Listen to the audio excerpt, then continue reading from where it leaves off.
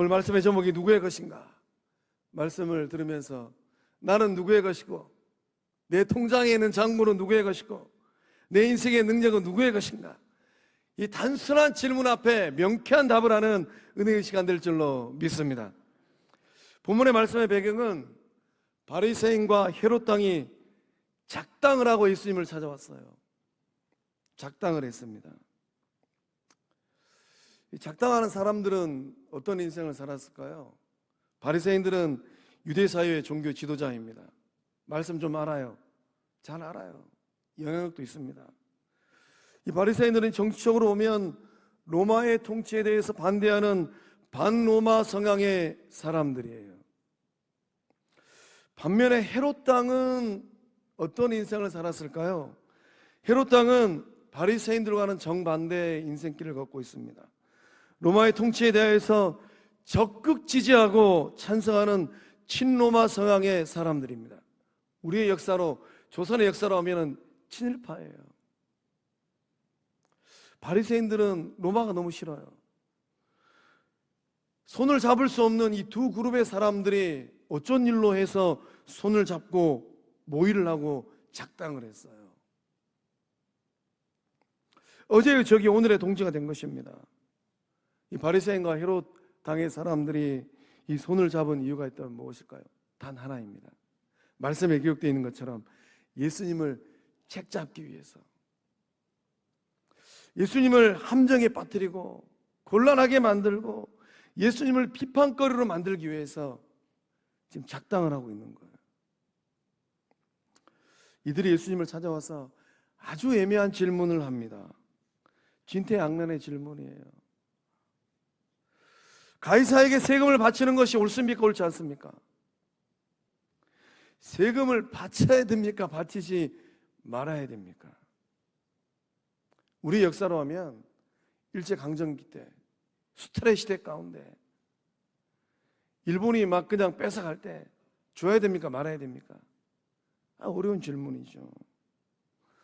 예수님께서 세금을 바치라고 하면 어떻게 될까요? 바리새인들이 아마 벌떼처럼 일어나가지고 예수는 매국노다라고 비아냥거렸을 것 같아요. 또 반대로 세금을 바치지 말라 하면은 또 누가 일어나겠습니까?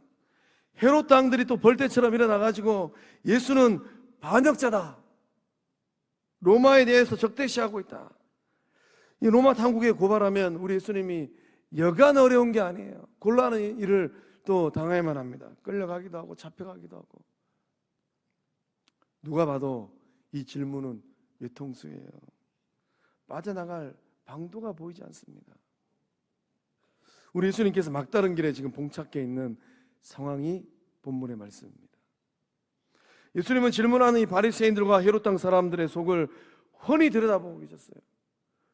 예수님은 그 속을 깨트려 보셨습니다.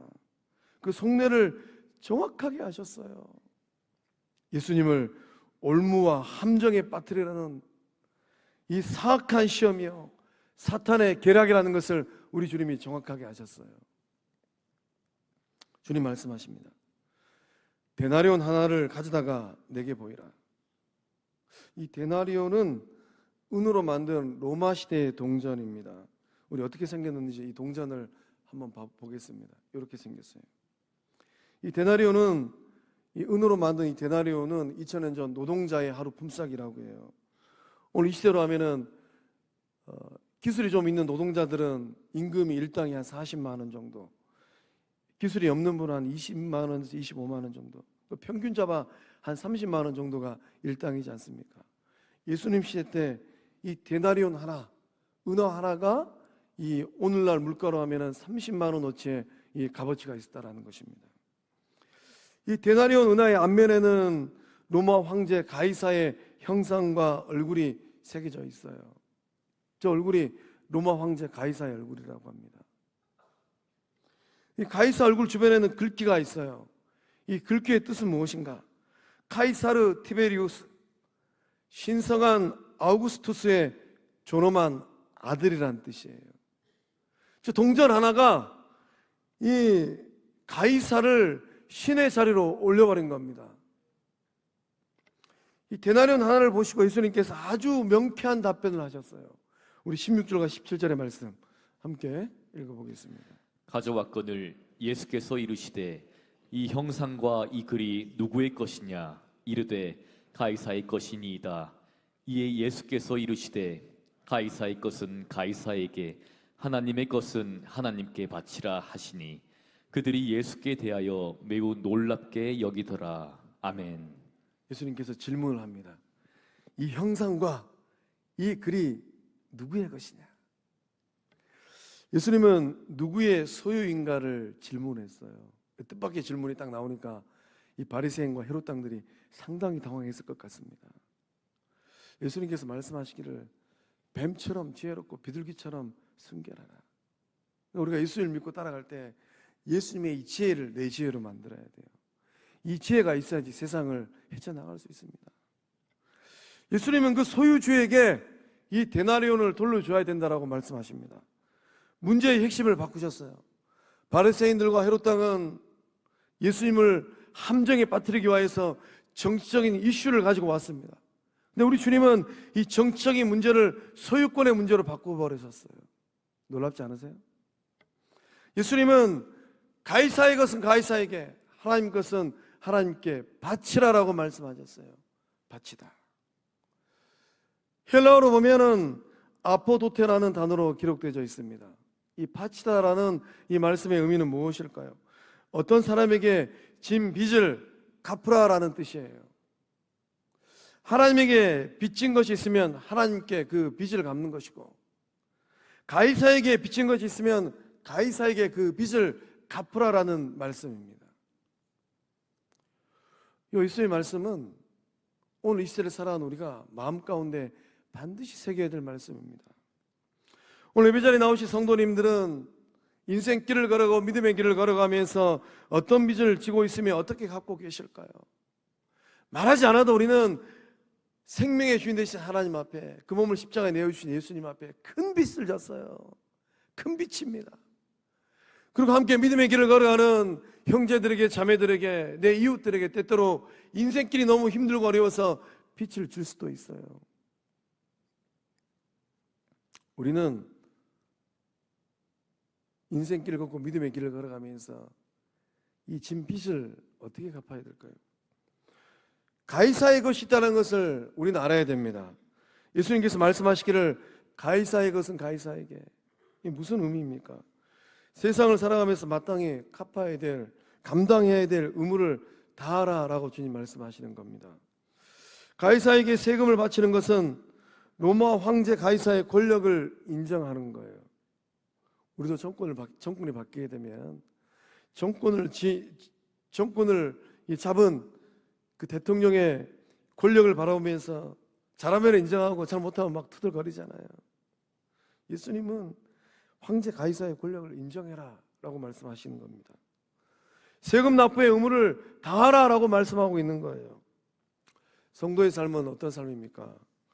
성도의 삶은 이 육신의 몸, 이 몸을 받기 전까지는 우리 성도들도 세상을 살아내야만 합니다. 세상 속의 한 일원으로 살아갑니다. 사회의 일원이 되어서 마땅히 감당해야 될 의무가 있어요. 본문의 말씀으로 소급하면 납세의 의무입니다. 성도가 세상을 살아갈 때 하나님의 도우심은 어떻게 올까요? 하나님이 어떻게 성도들의 삶을 도와주실까요? 가이사에게 줄 것은 가이사에게 돌려줄 때, 그 정직한 삶을 살아갈 때 하나님께서 도와주실 줄로 믿습니다. 또 우리는 무엇을 누구에게 어떻게 갚아야 될까요? 주님 말씀하시기를 하나님이 것이 있다라고 말씀하십니다. 하나님의 것은 하나님께 바치라. 이 말씀은 또 어떤 의미입니까? 하나님께 대한 의무를 다하라는 거예요. 이 가이사에게 바치는 것이 세금이라면 하나님께 바치는 것은 무엇일까요? 하나님께 바치는 것은 헌금입니다. 저는 말씀 준비하면서 요대목부터 참 저도 긴장했습니다. 헌금은 거룩한 돈이에요. 하나님 나라를 세워가는 거룩한 축복의 통로가 우리 성도님들이 하나님께 드리는 헌금입니다. 헌금은 교회가 이 땅에 존재하는 이 목적을 이루어가는 통로예요. 예수님께서 무엇을 위해 교회를 세우셨습니까? 이 반석 위에 내 교회를 세우리라.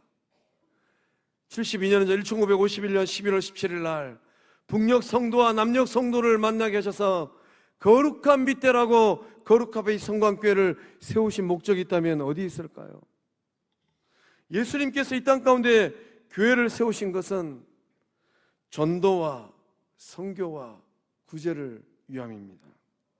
성도님들께서 하나님께 드리는 이 거룩한 헌금은 영혼을 살려내고 이방을 복음화하고 고통 가운데 있는 영혼들을 구제하는 거룩한 축복의 통로로 쓰임받고 있는 줄로 믿습니다.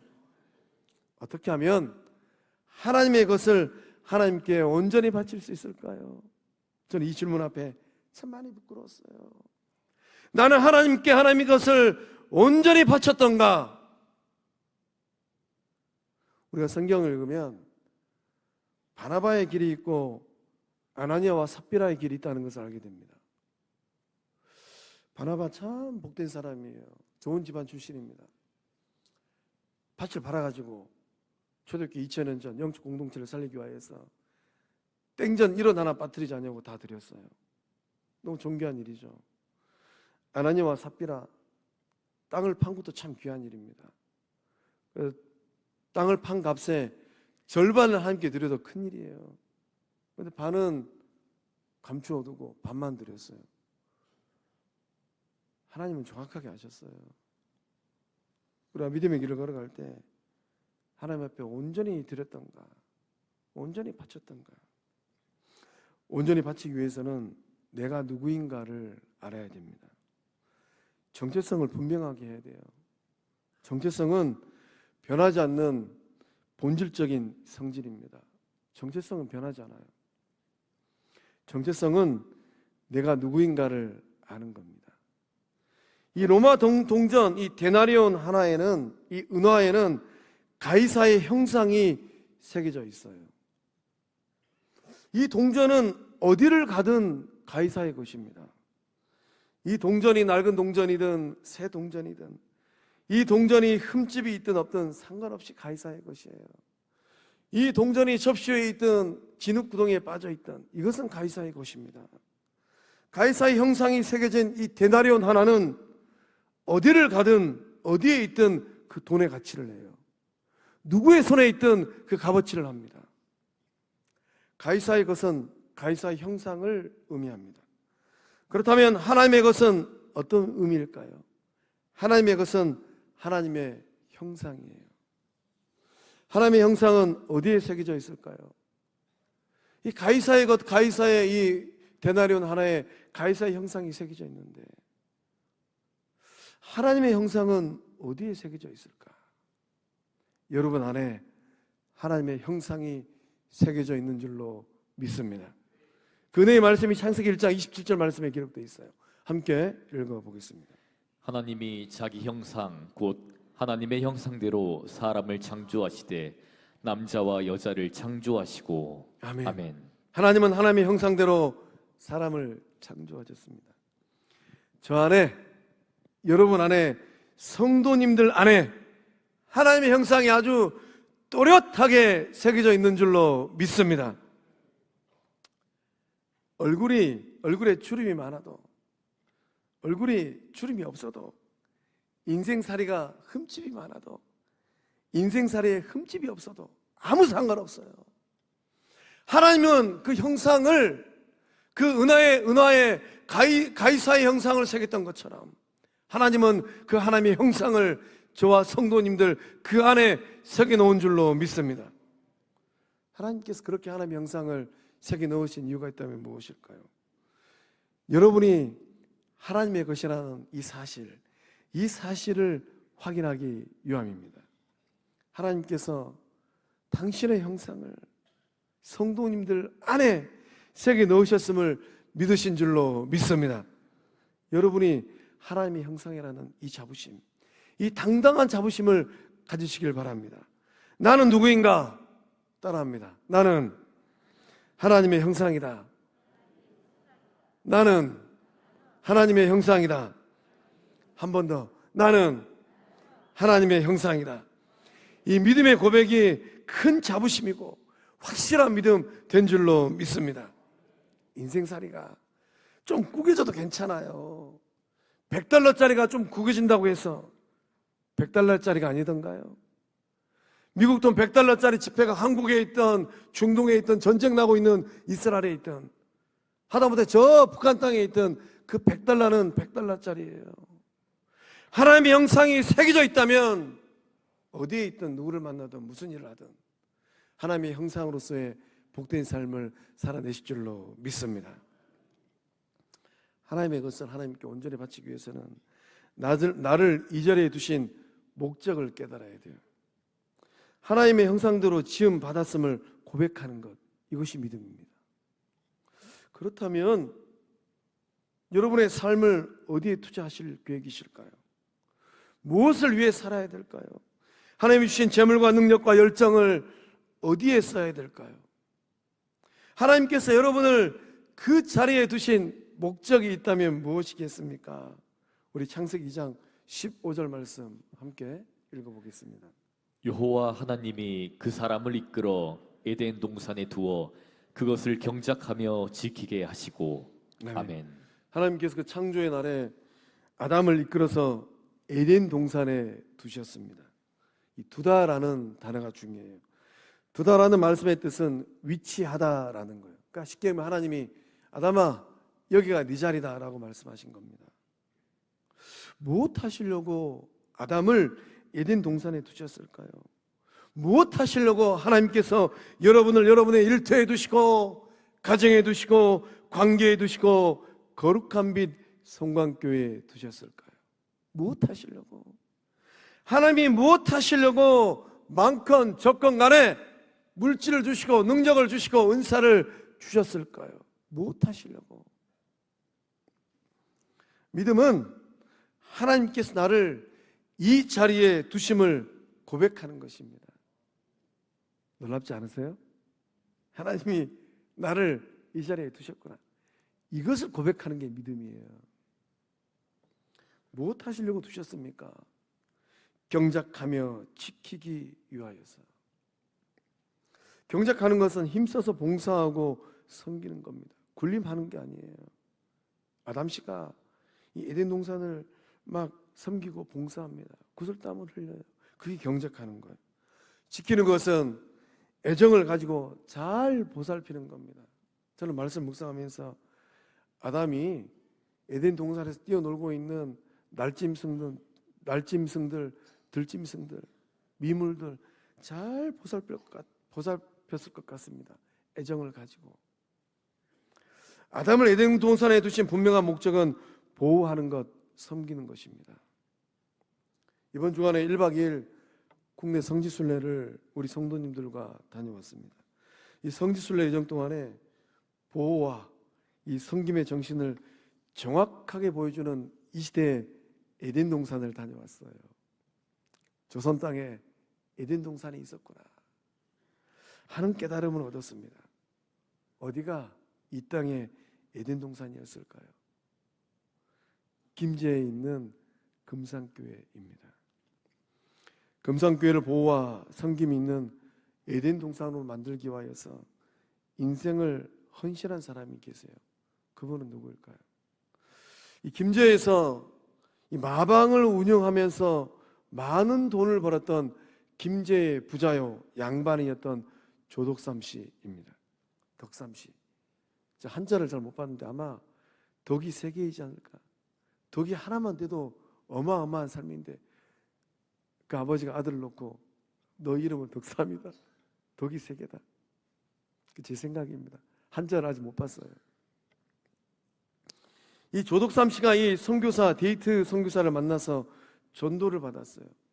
예수님을 만나고 삶이 변화했습니다. 성경에 나오는 여리고 부자 삭개오처럼 자신의 재물을 털어서 전도했어요. 11월 12일 날 이제 생일 잔치 겸 청동원 전도 주일을 해야 되는데 이 조덕삼 씨가 전도를 하는데 만나는 사람이 있으면 이보게 내일 어디 가지 말고 교회에 오시게 해라. 예수님 믿고 천국 가야 되지 않겠는가, 이렇게 전도를 하였다라는 것입니다. 또 이 조독삼은 자신의 사랑채를 금산교회에 내어주었어요. 그 사랑채에서 교회가 태동이 됩니다. 부자이고 양반이에요. 놀라운 것은 장로 투표하는 날이었다고 합니다.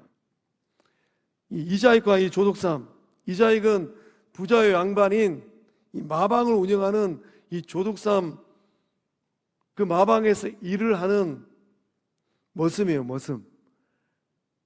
선교사님의 이 전도를 같이 받아가지고 교회를 다니기 시작했는데 3년이 지난 어느 날 이제 장로 투표를 했다고 합니다. 머슴 이자익이 3분의 2표를 얻어서 장로로 피택이 됐습니다. 양반이고 부자이고 주인이잖아요. 조독삼은 어떻게 됐을까요? 3분의 2표를 못 받아가지고 떨어졌어요. 아니, 머슴은 장로가 되고 주인은 장로가 못 되어버린 이런 상황이 펼쳐진 겁니다. 조독삼은 어떤 반응을 보였을까요? 장로 선교에 떨어지고 난 후 부자의 양반이 조독삼은 머슴 이자익을 시기하고 질투하지 않았다고 합니다. 교회 발전을 위하여서 이자익을 장로님으로 깍듯하게 섬겼다고 해요. 더 놀라운 일은 머슴이잖아요. 돈이 있었겠어요? 없었겠어요? 없었겠죠.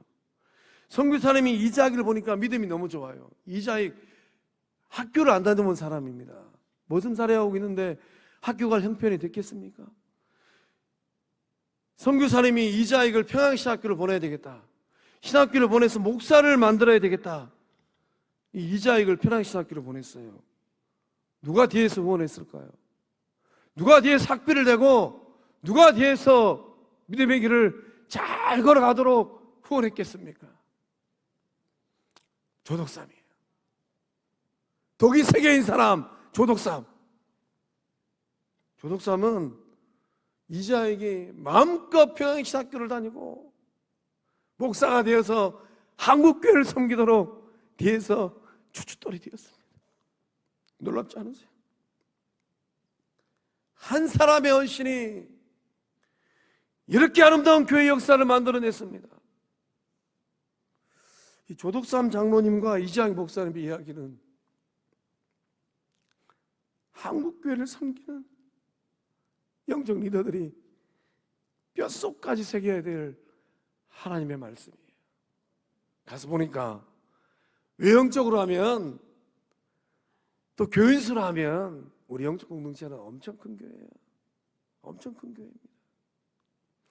한국교회가 망하지 않는 한 김제에 있는 금산교회는 살아있는 하나님의 말씀이 될 것입니다. 우리 영적 공동체 성광호는 이제 이후로 어떻게 될까요?